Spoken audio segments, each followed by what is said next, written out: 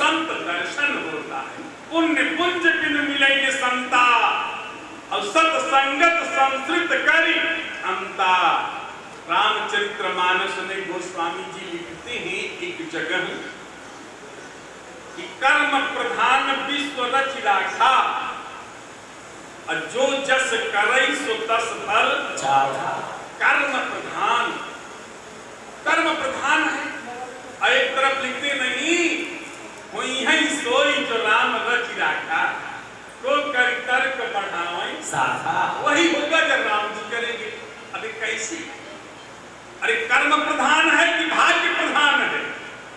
कर्म तीन प्रकार का है, एक संचित कर्म है, एक क्रियमान कर्म है, और एक प्रारब्ध कर्म है। तो जो हमें प्राप्त होता है कर्म से प्राप्त होता है, कि हमें जो प्राप्त होता है वो भाग्य से प्राप्त होता है। बड़ी विलक्षण बात। कर्म प्रधान विश्व रच राखा, और जो जस करई सो तस फल। तो आइए हम ज्यादा समय न लेकर के, जैसा आदेश है 15 से 20 मिनट तक के लिए हमारे परम पूज्य, परम श्रद्धेय, परमाचरणीय, वंदनीय, प्रातः स्मरणीय पूज्य श्री स्वामी काशी श्री रामानंद जी महाराज के चरणों में नमन करते हुए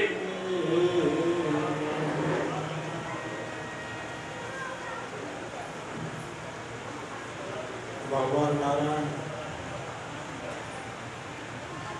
लक्ष्मी नारायण भगवान का स्मरण करते हुए प्रणाम करते हुए सभी देवताओं को, समुपस्थित सभी संत वृंदों को वंदन करते हुए, और सभी वरिष्ठ जैसा बापू के चरण ने वर्णन किया था, पदाधिकारी जितने भी हैं, परमात्मा को एक ऐसी अव्यक्त शक्ति दे कि जिस प्रकार से धर्म की स्थापना करती हुई चली जा रही है, उस प्रकार से धर्म की स्थापना बढ़ती रहे। भारतीय जनता पार्टी को परमात्मा इस प्रकार की शक्ति दे कि आशीष शक्तियों का ह्रास और दैवी शक्तियों का विकास होता रहे, इस कामना के साथ में है। और सभी माताएं बहनें सबको परमात्मा सर्वे सुखना संतु सर्वे संतुराम सर्वे भद्राणी पश्यन्तु मां कश्चित् दुःख भावे। सबको सुख शांति समृद्धि परमात्मा प्रदान करे, किसी को किसी प्रकार की कोई भी परेशानी न हो, इस प्रकार की कामना करते हुए सबके लिए समय के अनुसार थोड़े में ही आप लोग समझ लेंगे। अभी प्रासंगिक संगति दो प्रकार की आई, एक तो कर्म के बारे में और दूसरी सीता रामचंद्र जी के बारे में। धर्म, एक तुलसीदास जी हमारे पास बनारस में रहे 7-8 साल, आजकल घाट चौक पे तो शायद उन्होंने आश्रम बना लिया है, बड़े प्रेमी थे। तो अयोध्या में उन्होंने न्याय दर्शन का बड़ा अच्छा अध्ययन किया, व्याकरण का बड़ा अच्छा अध्ययन किया था अपने पास। लेकिन आज भी इनको रामचरितमानस से, भगवान के गुणानुवाद से बहुत लगाव है। कभी भी हमारी चर्चा होती है तो इतना उन्होंने जो गहरा अध्ययन किया उधर इतना ध्यान नहीं, जितना कि उनका आज भगवान के गुणानुवाद की ओर विशेष ध्यान देते हैं। तो अयोध्या की ये विशेषता है कि बहुत विद्वान होते हैं, लेकिन उनकी प्रधानता राम चरित मानस की ओर अत्यधिक होती है।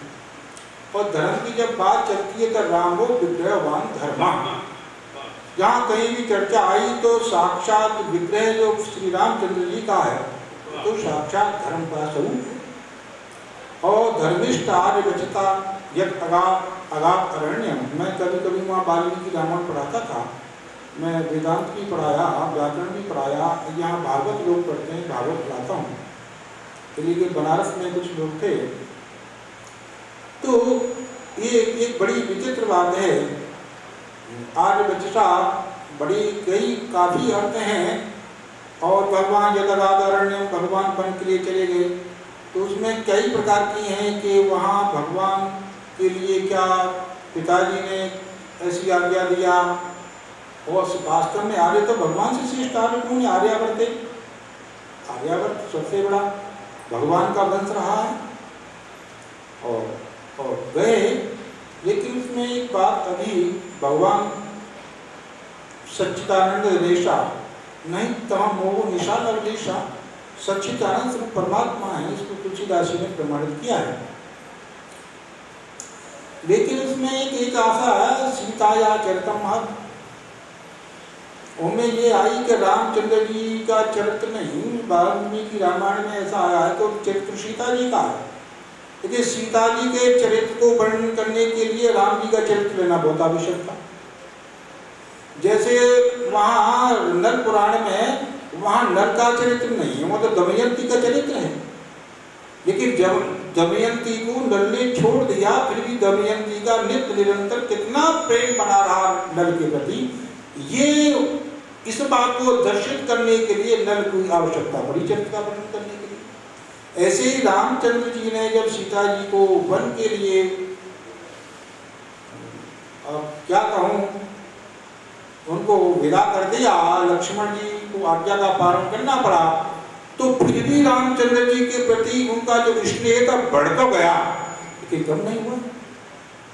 तो ये देखा कि एक बार को दूर दराज जाने पर भी ये स्नेह बढ़ा, अत्यधिक बढ़ा।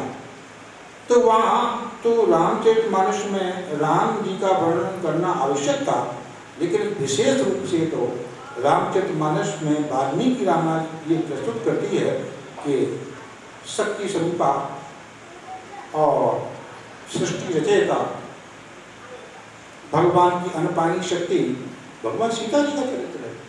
तो इन बातों पर ज़्यादा समय लेना ठीक नहीं। मैं वाल्मीकि रामायण काफ़ी बच्चों को पढ़ाया, लेकिन बनारस में पढ़ते थे, यहाँ कोई नहीं रखता, भागवत की चर्चा करती रहती है। तो अभी करण की बात चल रही थी, तो करण के बारे में हम आपको थोड़ा विचार करते हैं। वैसे तो श्रुतियों के माध्यम से, वेदांत की श्रुतियों के माध्यम से काफ़ी विशद चर्चा है, लेकिन मैं भगवत गीता के माध्यम से थोड़े शब्दों में इस पर चर्चा करता हूँ। गीता में भगवान ने कहा कर्मण्येवाधिकारस्ते मा फलेषु कदाचन मां कर्म फल हेतु मां ते संभोस्तु कर्मणि। चर्चा की है कर्म के बारे में बहुत काफी, जो मीमांसा कर्म का वर्णन करता है मीमांसा में, और कर्म की बड़ी विशद चर्चा है। कर्म कांड का ही विषय मीमांसा। मीमांसा के दो विभाजन हो जाते हैं, उत्तर मीमांसा, पूर्व मीमांसा। वैसे मीमांसा माने विचार, ये विचार करना चाहिए, हम लोग विचार करते हैं। तो कर्मण्येवाधिकारस्ते, अर्जुन ने प्रश्न किया था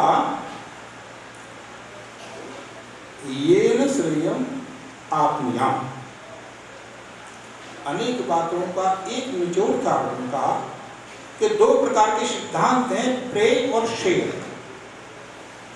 प्रेय सिद्धांत में कर्म कांड का विषय आता है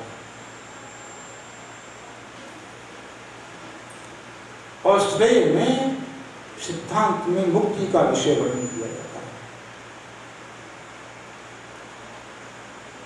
और अर्जुन ने कहा यह घोड़े कर्मणि, ये कर्म बहुत घोर है, बड़ा भयंकर है प्रभु, लेकिन मैंने श्रेय के बारे में ये नहीं श्रेय हम, तो श्रेय का सबसे बढ़िया